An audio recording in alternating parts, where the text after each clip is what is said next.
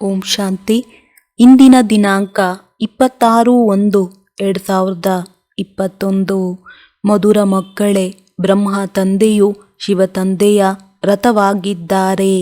ಇಬ್ಬರ ಪಾತ್ರವು ಒಟ್ಟಿಗೆ ನಡೆಯುತ್ತದೆ.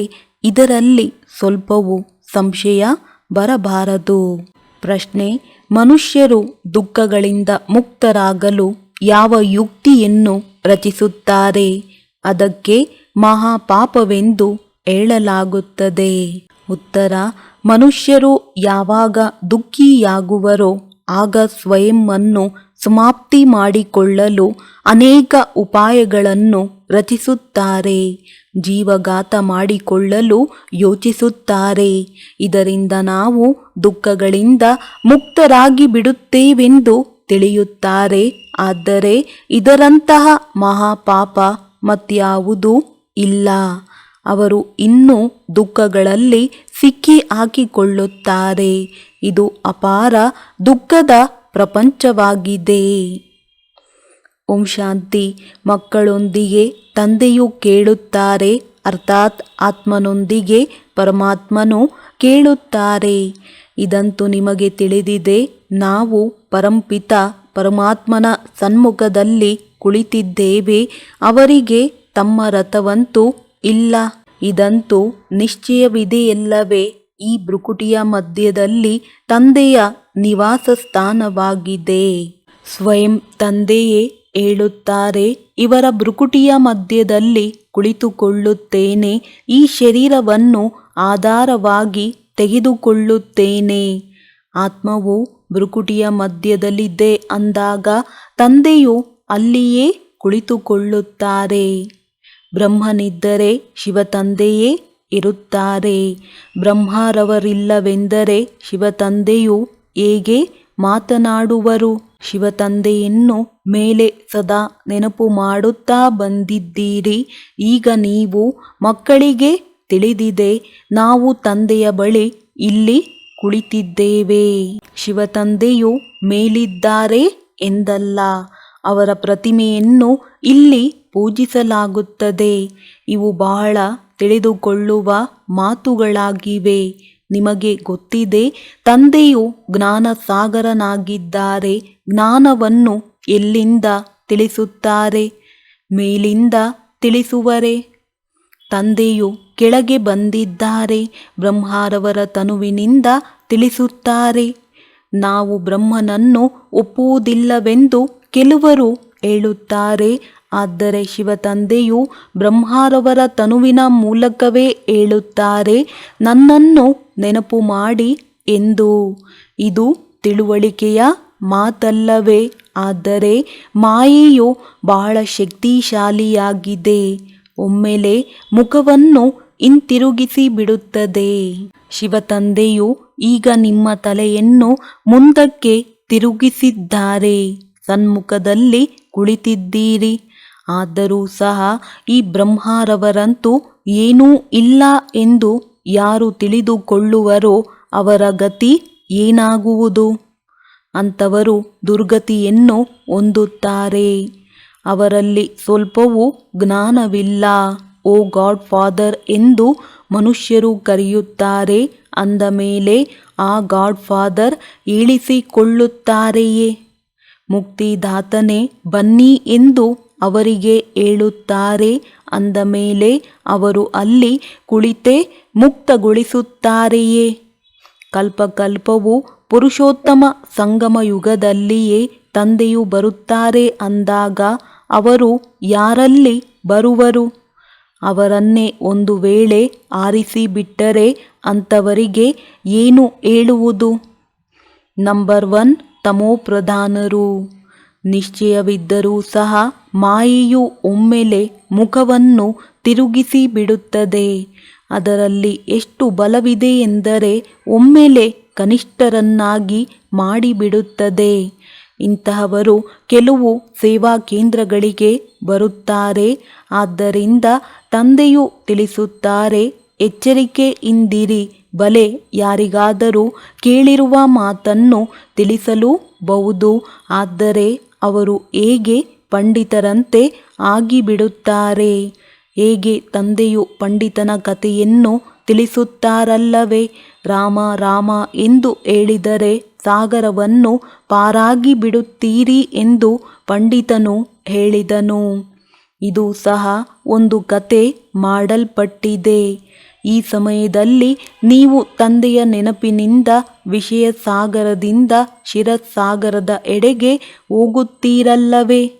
ಅವರು ಭಕ್ತಿ ಮಾರ್ಗದಲ್ಲಿ ಅನೇಕ ಕಥೆಗಳನ್ನು ಬರೆದಿಟ್ಟಿದ್ದಾರೆ.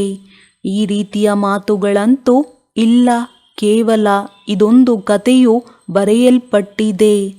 ಪಂಡಿತನು ಬೇರೆಯವರಿಗೆ ಹೇಳುತ್ತಿದ್ದನು, ತಾನು ಮಾತ್ರ ಸಿಕ್ಕಿ ಹಾಕಿಕೊಂಡನು. ಹಾಗೆಯೇ ಒಂದು ವೇಳೆ ತಾನು ವಿಕಾರದಲ್ಲಿ ಹೋಗುತ್ತಾ ಇರುವುದು ಮತ್ತು ಅನ್ಯರಿಗೆ ನಿರ್ವಿಕಾರಿಗಳಾಗಿ ಎಂದು ಹೇಳಿದರೆ ಅದರ ಪ್ರಭಾವ ಬೀರುವುದೇ. ಇಂತಹ ಬ್ರಹ್ಮ ಕುಮಾರ ಕುಮಾರಿಯರು ಇದ್ದಾರೆ. ತನಗೆ ನಿಶ್ಚಯವಿಲ್ಲ, ಅನ್ಯರಿಗೆ ತಿಳಿಸುತ್ತಿರುತ್ತಾರೆ. ಆದ್ದರಿಂದ ಕೆಲವೊಂದೆಡೆ ಹೇಳುವವರಿಗಿಂತಲೂ ಕೇಳುವವರು ಮುಂದೆ ಹೊರಟು ಹೋಗುತ್ತಾರೆ. ಯಾರು ಅನೇಕರ ಸೇವೆ ಮಾಡುವರೋ ಅವರು ಖಂಡಿತ ಪ್ರಿಯರೆನಿಸುತ್ತಾರಲ್ಲವೇ. ಸುಳ್ಳು ಪಂಡಿತರಾಗಿ ಬಿಟ್ಟರೆ ಅವರನ್ನು ಯಾರು ಪ್ರೀತಿ ಮಾಡುತ್ತಾರೆ. ಮತ್ತೆ ಯಾರು ಪ್ರತ್ಯಕ್ಷದಲ್ಲಿ ನೆನಪು ಮಾಡುವರು ಅವರ ಕಡೆ ಪ್ರೀತಿ ಇರುವುದು. ಒಳ್ಳೊಳ್ಳೆಯ ಮಹಾರಥಿಗಳನ್ನೂ ಸಹ ಮಾಯೆಯು ನುಂಗಿಬಿಡುತ್ತದೆ. ಅನೇಕರು ಹೀಗೆ ಹೊರಟು ಹೋದರು. ತಂದೆಯು ತಿಳಿಸುತ್ತಾರೆ, ಇನ್ನೂ ಕರ್ಮಾತೀತ ಸ್ಥಿತಿಯಾಗಿಲ್ಲ. ಒಂದು ಕಡೆ ಯುದ್ಧವಾಗುವುದು, ಇನ್ನೊಂದು ಕಡೆ ಕರ್ಮಾತೀತ ಸ್ಥಿತಿಯಾಗುವುದು. ಪೂರ್ಣ ಸಂಬಂಧವಿದೆ. ಮತ್ತೆ ಯುದ್ಧವು ಮುಕ್ತಾಯವಾಗಿ ಬಿಟ್ಟರೆ ನೀವು ಇಲ್ಲಿಂದ ವರ್ಗಾವಣೆಯಾಗುತ್ತೀರಿ. ಮೊದಲು ರುದ್ರಮಾಲೆಯಾಗುತ್ತದೆ. ಈ ಮಾತುಗಳನ್ನು ಮತ್ಯಾರೂ ತಿಳಿದುಕೊಂಡಿಲ್ಲ. ನಿಮಗೆ ತಿಳಿದಿದೆ, ವಿನಾಶವು ಸನ್ಮುಖದಲ್ಲಿ ನಿಂತಿದೆ. ಈಗ ನೀವು ಇನ್ನೂ ಕಡಿಮೆ ಅಂದಾಜಿನಲ್ಲಿದ್ದೀರಿ. ಅವರು ಮೆಜಾರಿಟಿಯಲ್ಲಿದ್ದಾರೆ. ಅಂದಾಗ ನಿಮ್ಮ ಮಾತನ್ನು ಯಾರು ಪಾಲಿಸುವರು.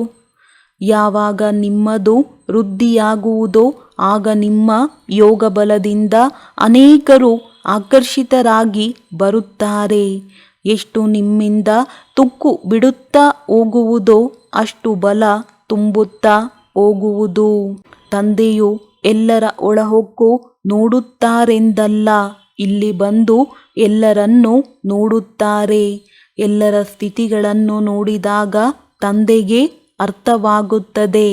ತಂದೆಯು ಮಕ್ಕಳ ಸ್ಥಿತಿಯ ಬಗ್ಗೆ ಅರಿತುಕೊಳ್ಳುವುದಿಲ್ಲವೇ. ಎಲ್ಲವೂ ಅರ್ಥವಾಗುತ್ತದೆ. ಇದರಲ್ಲಿ ಅಂತರ್ಯಾಮಿಯ ಯಾವುದೇ ಮಾತಿಲ್ಲ. ಈಗಿನ್ನೂ ಕರ್ಮಾತೀತ ಸ್ಥಿತಿಯಾಗಿಲ್ಲ. ಅಸುರಿ ಮಾತುಕತೆ, ಚಲನೆ ಇತ್ಯಾದಿಗಳೆಲ್ಲವೂ ಪ್ರಸಿದ್ಧವಾಗಿ ಬಿಡುತ್ತವೆ. ನೀವಂತೂ ತಮ್ಮದನ್ನು ದೈವಿ ಚಲನೆಯನ್ನಾಗಿ ಮಾಡಿಕೊಳ್ಳಬೇಕಾಗಿದೆ. ದೇವತೆಗಳು ಸರ್ವಗುಣ ಸಂಪನ್ನರಲ್ಲವೇ. ನೀವೀಗ ಅವರಂತೆ ಆಗಬೇಕಾಗಿದೆ. ಈ ಅಸುರರೆಲ್ಲಿ, ಆ ದೇವತೆಗಳೆಲ್ಲಿ. ಆದರೆ ಮಾಯೆಯು ಯಾರನ್ನೂ ಬಿಡುವುದಿಲ್ಲ. ಮುಟ್ಟಿದರೆ ಮುನಿಯನ್ನಾಗಿ ಮಾಡಿಬಿಡುತ್ತದೆ. ಒಮ್ಮೆಲೆ ಸಾಯಿಸಿ ಬಿಡುತ್ತದೆ. ಇದು 5ನೇ ಮಾಡಿ ಅಲ್ಲವೇ. ದೇಹಾಭಿಮಾನವು ಬಂದಾಗಲೇ ಒಮ್ಮೆಲೆ ಮೇಲಿನಿಂದ ಕೆಳಗೆ ಬೀಳುತ್ತಾರೆ. ಬಿದ್ದರೆ ಸತ್ತರೆಂದರ್ಥ. ಇತ್ತೀಚೆಗೆ ತಮ್ಮನ್ನು ತಾವು ಹತ್ಯೆ ಮಾಡಿಕೊಳ್ಳಲು ಎಂತೆಂತಹ ಉಪಾಯಗಳನ್ನು ರಚಿಸುತ್ತಾರೆ.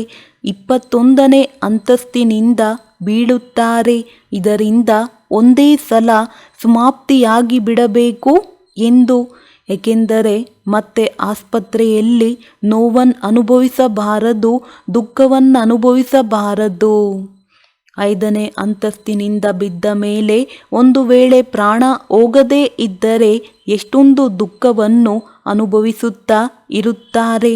ಕೆಲವರು ತಮಗೆ ಬೆಂಕಿಯನ್ನಿಟ್ಟುಕೊಳ್ಳುತ್ತಾರೆ.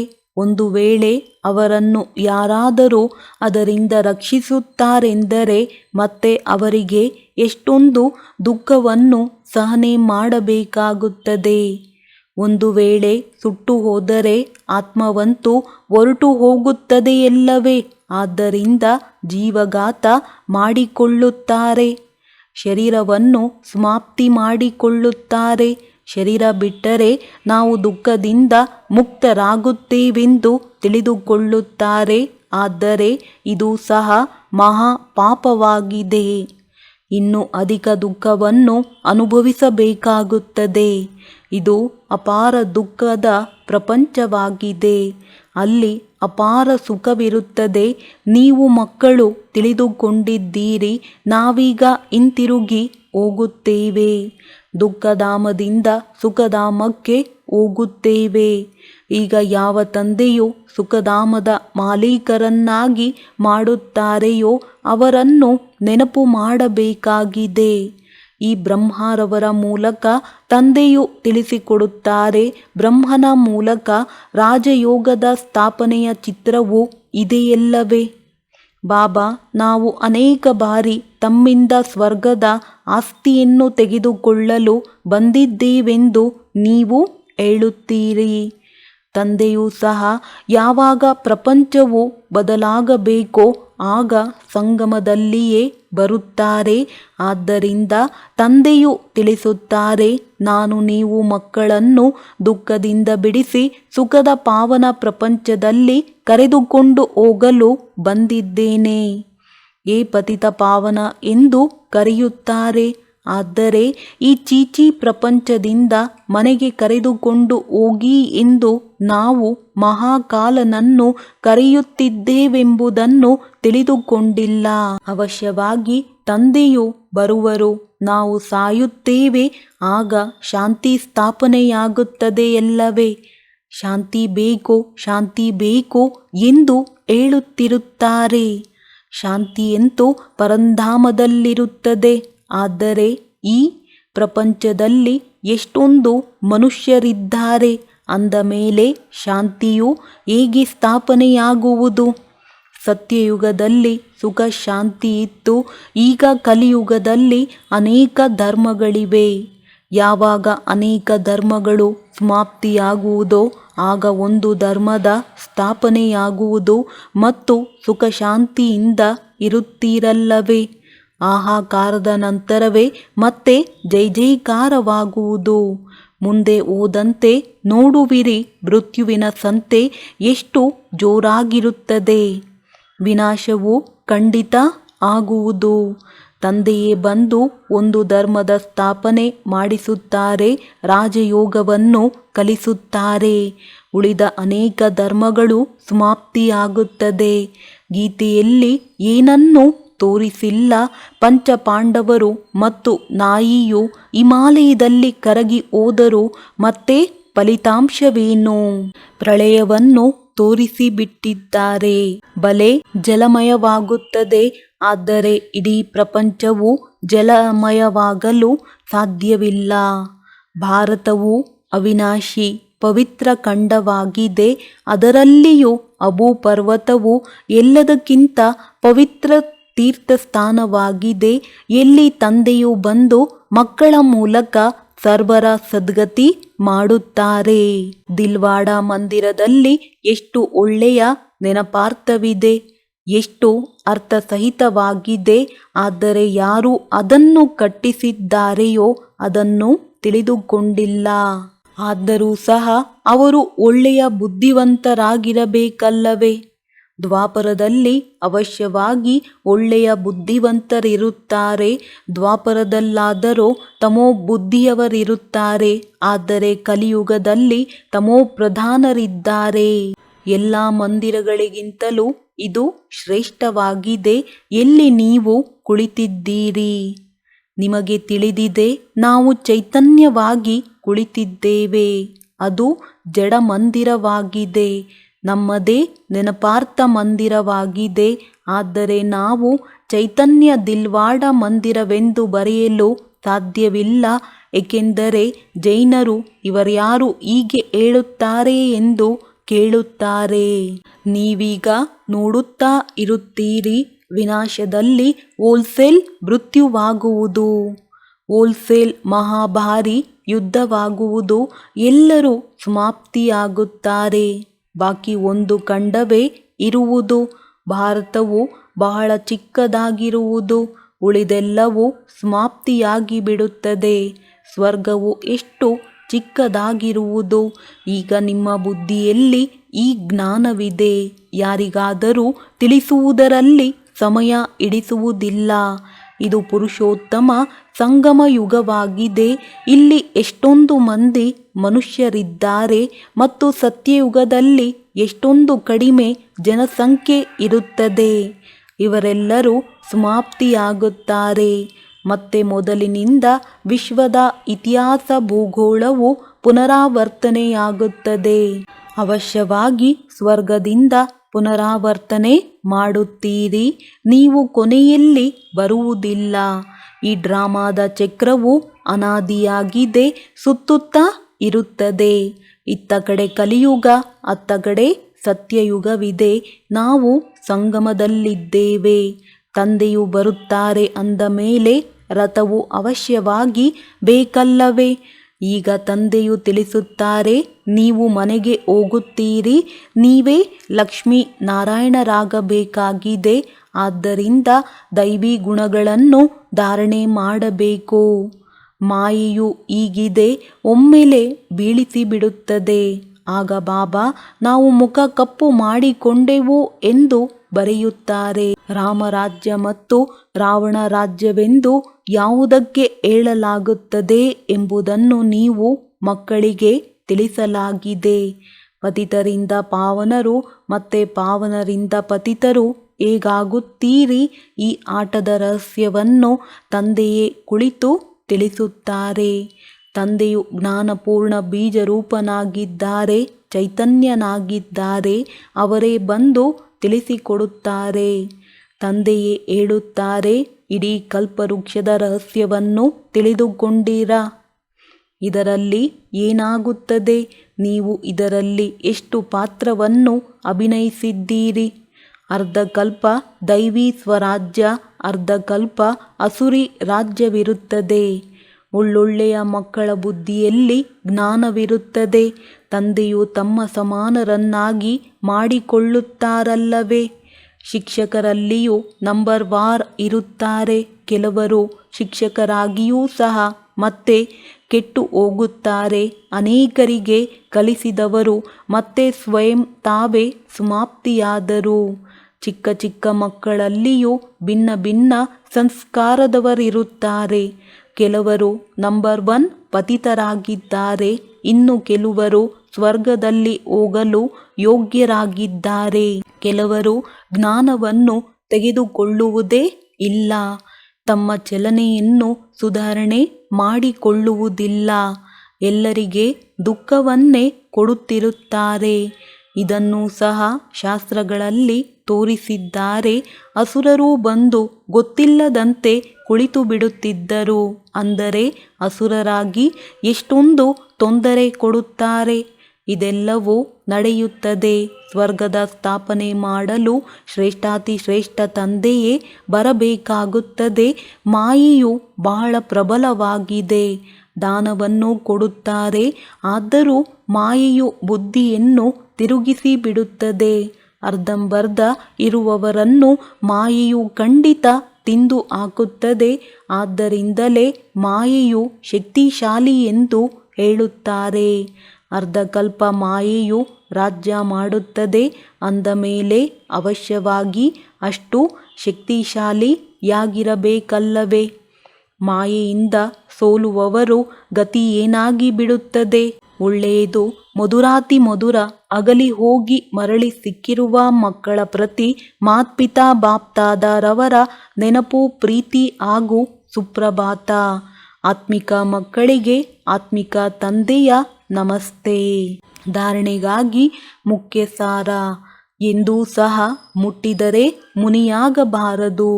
ದೈವಿ ಗುಣಗಳನ್ನು ಧಾರಣೆ ಮಾಡಿ ತಮ್ಮ ಚಲನೆಯನ್ನು ಸುಧಾರಣೆ ಮಾಡಿಕೊಳ್ಳಬೇಕು. ತಂದೆಯ ಪ್ರೀತಿಯನ್ನು ಪಡೆಯಲು ಸೇವೆ ಮಾಡಬೇಕು. ಆದರೆ ಏನನ್ನು ಅನ್ಯರಿಗೆ ತಿಳಿಸುತ್ತೀರೋ ಅದನ್ನು ಸ್ವಯಂ ಧಾರಣೆ ಮಾಡಿಕೊಳ್ಳಬೇಕಾಗಿದೆ. ಕರ್ಮಾತೀತ ಸ್ಥಿತಿಯಲ್ಲಿ ಹೋಗುವ ಸಂಪೂರ್ಣ ಪುರುಷಾರ್ಥ ಮಾಡಬೇಕಾಗಿದೆ. ವರದಾನ: ಪರಿಶ್ರಮ ಮತ್ತು ಮಹಾನತೆಯ ಜೊತೆ ಆತ್ಮೀಯತೆಯ ಅನುಭವ ಮಾಡಿಸುವಂತಹ ಶಕ್ತಿಶಾಲಿ ಸೇವಾಧಾರಿ ಭವ. ಯಾರೇ ಆತ್ಮಗಳು ನಿಮ್ಮ ಸಂಪರ್ಕದಲ್ಲಿ ಬರುತ್ತಾರೆ ಅವರಿಗೆ ಆತ್ಮೀಯ ಶಕ್ತಿಯ ಅನುಭವ ಮಾಡಿಸಿ. ಈ ರೀತಿ ಸ್ಥೂಲ ಮತ್ತು ಸೂಕ್ಷ್ಮ ಸ್ಟೇಜ್ ಮಾಡಿ ಯಾವುದರಿಂದ ಬರುವಂತಹ ಆತ್ಮಗಳು ತಮ್ಮ ಸ್ವರೂಪದ ಮತ್ತು ಆತ್ಮೀಯತೆಯ ಅನುಭವ ಮಾಡಲಿ. ಇಂತಹ ಶಕ್ತಿಶಾಲಿ ಸೇವೆಯನ್ನು ಮಾಡಲು ಸೇವಾಧಾರಿ ಮಕ್ಕಳಿಗೆ ವ್ಯರ್ಥ ಸಂಕಲ್ಪ, ವ್ಯರ್ಥ ಮಾತು, ವ್ಯರ್ಥ ಕರ್ಮದ ಏರುಪೇರಿನಿಂದ ದೂರ ಏಕಾಗ್ರತೆ ಅರ್ಥಾತ್ ಆತ್ಮೀಯತೆಯಲ್ಲಿರುವಂತಹ ವ್ರತ ತೆಗೆದುಕೊಳ್ಳಬೇಕಾಗುತ್ತದೆ. ಈ ವ್ರತದಿಂದ ಜ್ಞಾನ ಸೂರ್ಯನ ಚಮತ್ಕಾರ ತೋರಿಸಲು ಸಾಧ್ಯ. ಸ್ಲೋಗನ್: ತಂದೆ ಮತ್ತು ಸೇವೆಯ ಆಶೀರ್ವಾದದ ವಿಮಾನದಲ್ಲಿ ಹಾರುವಂತಹವರೇ ಹಾರುವ ಯೋಗಿಗಳು. ಡಬಲ್ ಲೈಟ್ ಸ್ಥಿತಿಯ ಅನುಭವ. ಆಜ್ಞಾಕಾರಿಯಾಗಿದ್ದು ಬಾಪ್ದಾದರವರ ಆಜ್ಞೆ ಎಂಬ ಹೆಜ್ಜೆಯಲ್ಲಿ ಹೆಜ್ಜೆಯನ್ನಿಡುತ್ತಾ ಪರಮಾತ್ಮನ ಆಶೀರ್ವಾದವನ್ನು ಅನುಭವ ಮಾಡಿರಿ. ಆಜ್ಞಾಕಾರಿ ಮಕ್ಕಳಿಗೆ ಸರ್ವ ಸಂಬಂಧದಿಂದ ಪರಮಾತ್ಮನ ಆಶೀರ್ವಾದವು ಸಿಗುತ್ತದೆ. ಈ ಆಶೀರ್ವಾದವೇ ಡಬಲ್ ಲೈಟ್ ಮಾಡಿಬಿಡುತ್ತದೆ. ಒಳ್ಳೆಯದು. ಓಂ ಶಾಂತಿ.